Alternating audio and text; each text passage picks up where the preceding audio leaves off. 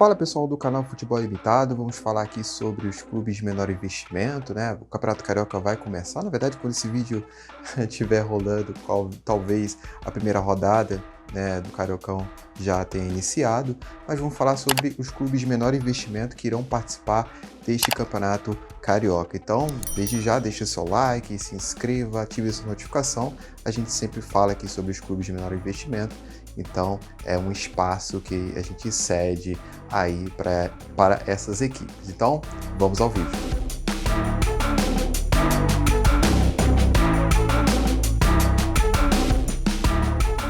Para iniciar o vídeo, a gente vai falar sobre o Sampaio Corrêa, que é uma equipe do distrito de Saquarema, e no ano passado foi campeã da Série 2 ao derrotar o Olaria na grande decisão, conseguiu o acesso.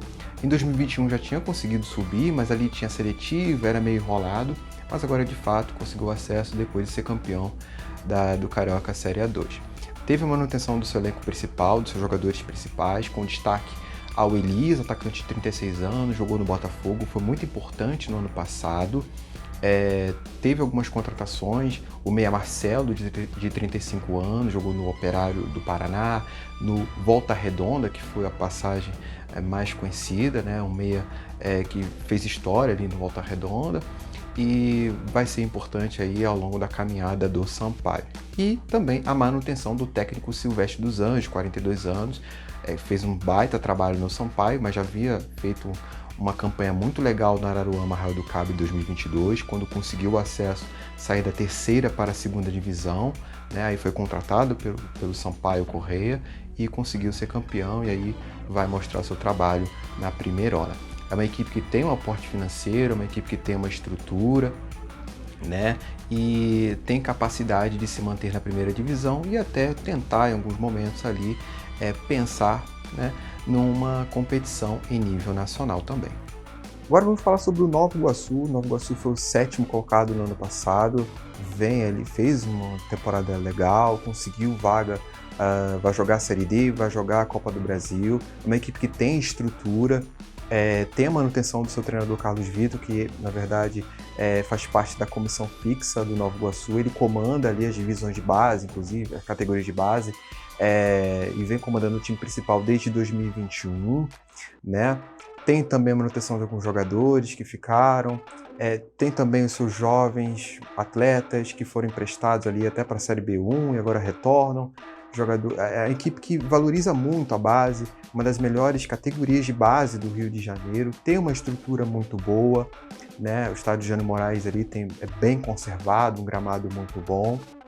E é uma equipe que também trouxe alguns jogadores interessantes, trouxe 2 jogadores, inclusive, do Olaria, o lateral Ian Silva, de 27 anos, bom jogador, e o Xandinho, né, melhor jogador da Copa Rio do ano passado, artilheiro da Copa Rio, inclusive, um dos melhores da Série A2 do ano passado, da segundona, vai ter a sua primeira oportunidade aí na primeira divisão, é um atrativo, até um jogador para se observar, né, o Xandinho. E a equipe do Nova Iguaçu, por tudo isso, trouxe o Emerson Carioca, que é um meia que jogou na Portuguesa, já jogou em Madureira, enfim, né, bom jogador. Por tudo isso, por manutenção de base, manutenção também do seu treinador, ter estrutura. É uma equipe, é claro, que o primeiro objetivo é conseguir a manutenção, mas é aquela que pode ir além, sabe? Ela tem a capacidade de ir além e de brigar ali, quem sabe, por uma das primeiras posições do Campeonato Carioca. Agora falar sobre a Portuguesa, né? A Portuguesa aqui foi campeão da Copa Rio do ano passado, vem batendo na trave na Série D, é uma equipe que, diferente dos outros times do Rio, é uma equipe que já está ao passo de pensar em competições em nível nacional, né? Foi campeão da Copa Rio, inclusive a final foi Portuguesa e Olaria, e a Portuguesa foi para conseguir vaga na Série D, na Copa do Brasil, enfim. Perdeu seu técnico Caio Couto, é verdade, o Caio Couto foi dirigir o Sub-20 do Fluminense, perdeu alguns outros jogadores também, como é o caso do Luiz Paulo e outros ali, o lateral esquerdo Yuri, mas conseguiu ir no mercado, contratou primeiramente o técnico José Carlos Ângelo, que já teve passagem pela Portuguesa, e o José Carlos Ângelo estava bem no Bahia de Feira, foi bem na última temporada, né? Então a Portuguesa se mexeu, trouxe alguns jogadores ali, Teve a manutenção de alguns jogadores também importantes, como o caso do meia Anderson Rosa, o meia atacante Lucas Santos e outros atletas ali que foram a base da equipe da Portuguesa do ano passado. Então, foi ao mercado, trouxe treinador, mas trouxe também jogadores, como o caso do Hernani Brocador, 37 anos, centroavante, né? Foi, inclusive, uma figura, vai ser uma figura importante nesse Cariocão, mas também trouxe o Nenê Bonilha, meia de 31 anos, que jogou no Fortaleza, foi revelado pelo Corinthians. Trouxe também o meia Leandrinho, que jogou no Botafogo. Então a Portuguesa tem essa capacidade ali. Trouxe o Rodolfo Filemon, zagueiro, que veio do Paysandu. É uma equipe que tem a capacidade de ir no mercado, trazer jogadores ali de nível de Série C, jogadores de nível Série B, de estadual, de nível nacional. Então é uma equipe que tem um objetivo, é claro, de figurar entre as melhores equipes do campeonato carioca deste ano. Outra equipe que tem um treinador português é justamente o Madureira, que tem o técnico Daniel Neri. Esse já tem passagem para o futebol brasileiro, foi campeão pernambucano pelo Salgueiro, então o Madureira contratou ele. Na verdade, o Madureira não fez uma temporada do ano passado muito legal, ficou na 10ª colocação, chegou a levar 6-0 do Volta Redonda em pleno Conselheiro Galvão. Então, tivemos ali algumas mudanças, a manutenção de poucos jogadores, principalmente no meio de campo, ali o Pablo Pardal, o Matheus Lira também, os meias ali que ficaram, alguns jogadores jovens ali, como é o caso do Pedro Cavalini, zagueiro de 21 anos, mas teve contratações, né? O Iris Mota, de 38 anos, vem do Botafogo da Paraíba, um goleiro experiente. O zagueiro Marcão, de 34 anos, já passou pelo Portuguesa, por Volta Redonda. E o de maior impacto é justamente o atacante Rodrigão, que jogou no Vitória, no Curitiba, no Santos, tem 30 anos. Não joga há mais de um ano, é verdade, mas também é uma aposta, inclusive o Madureira tentando dar um pouco mais de experiência ao seu elenco, ao seu plantel, para tentar fazer diferente aí neste ano, principalmente recuperar o fator casa, né? Que no ano passado a equipe do Madureira só venceu uma partida e foi justamente contra o Resende.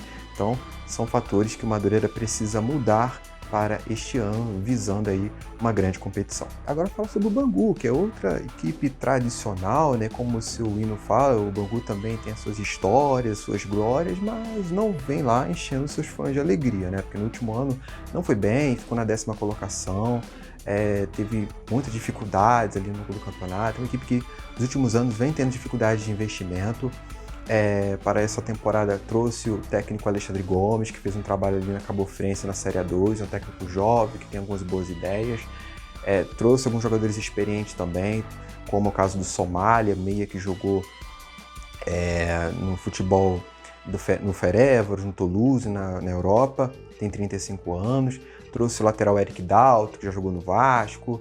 Trouxe jogadores também aí das divisões inferiores, o meia Cleiton do Serrano, que jogou a B1, o Lucas Marreta, que estava no Goitacás. Então, assim, tem dificuldade de investimento, então precisa ser um pouco criativo. Trouxe jogadores experientes, jogadores das divisões inferiores que se destacaram e também ali a juventude das suas categorias de base. Por isso, o Alexandre Gomes, que vai ter aí para esta temporada da equipe do Bangu, que, claro, o objetivo principal é a manutenção e, quem sabe, se der liga, pensar em algo maior, mas é difícil, principalmente pensando em relação à capacidade de investimento da equipe da zona oeste do Rio de Janeiro. Agora falar sobre o Boa Vista, que é outra equipe de Saquarema, uma equipe até que já jogou final de Taça Guanabara, enfim, mas nos últimos 2 anos não fez boas campanhas, inclusive na última temporada brigou para não cair junto com o Resende ali, foi uma disputa até a última rodada. Então, para não passar sustos, né, que é inclusive o objetivo principal do Boa Vista, teve uma mudança ali no seu técnico, que agora é o Felipe Cândido, que é um português de 44 anos. Ele fez alguns trabalhos ali em Portugal, dirigiu o Nacional da Ilha da Madeira. No seu elenco também teve poucas manutenções ali, como o caso do meio atacante Eric Flores, revelado pelo Flamengo. Também o zagueiro Elivelto e o meio atacante Matheus Alessandro, revelados pelo Fluminense, que estão sempre ali no Boa Vista. Mas teve algumas contratações, o atacante Christian Renato, que vem do Mirassol, o Alisson, lateral, que vem do Sampaio Corrêa, e 2 meias que também vêm da Série B, vem do Criciúma, o caso do Christopher e do Léo Costa. Então tudo isso que o Boa Vista tentando reunir juventude, novos jogadores, alguns jogadores emprestados das bases de Botafogo, de Fortaleza e de Fluminense, para justamente conseguir o seu objetivo, que é ficar na primeira divisão. Agora falar sobre o Audax Rio, que teve uma mudança, né? Na verdade, várias mudanças, e agora a gente vai falar sobre. A primeira delas é em relação à localização, né? O Audax estava em Angra dos Reis e agora está em Saquarema, né? Então, mais um representante da cidade de Saquarema. Além disso, teve mudança do seu treinador. Caio Couto, no ano passado, foi excelente. Depois, como a gente já falou em relação à Portuguesa, ele saiu da Portuguesa, foi para o Fluminense Sub-20. Então, a equipe do Audax trouxe aí o técnico Tuca Guimarães, que vai ter sua primeira passagem no futebol carioca. Já foi treinador de algumas equipes ali do futebol paulista, do Juventus, do Nacional de São Paulo. Então, teve essa mudança. E uma das principais mudanças é justamente do elenco. Perdeu muitos jogadores, 6 jogadores titulares saíram, né, da campanha que conseguiu a 6ª colocação, e graças a isso o Audax vai jogar também a Série D e a Copa do Brasil, mas teve muitas mudanças. Os principais deles é o Pablo Tomás, que saiu, foi para o Operário do Mato Grosso e agora está no Guarani. Então, muitas mudanças, poucos jogadores ficaram, o atacante Klinsmann, o volante Mitkov.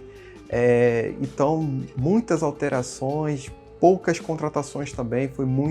A equipe do Audax foi muito tímido no mercado, trouxe ali alguns jogadores como o Matheus Claudino, vindo do Figueirense, o atacante Patrick, vindo do Brasil de Pelotas, mas muito tímido. Inclusive o técnico Tuca Guimarães, numa entrevista ao site Acesso Carioca, não escondeu de ninguém que o objetivo principal do Audax é fazer contas para a manutenção, e realmente a equipe do Audax está muito enfraquecida em relação ao ano passado e não deve fugir dessa briga para continuar na primeirona. Para fechar esse vídeo, falar do Volta Redonda, que hoje é considerada a 5ª força do futebol fluminense, né?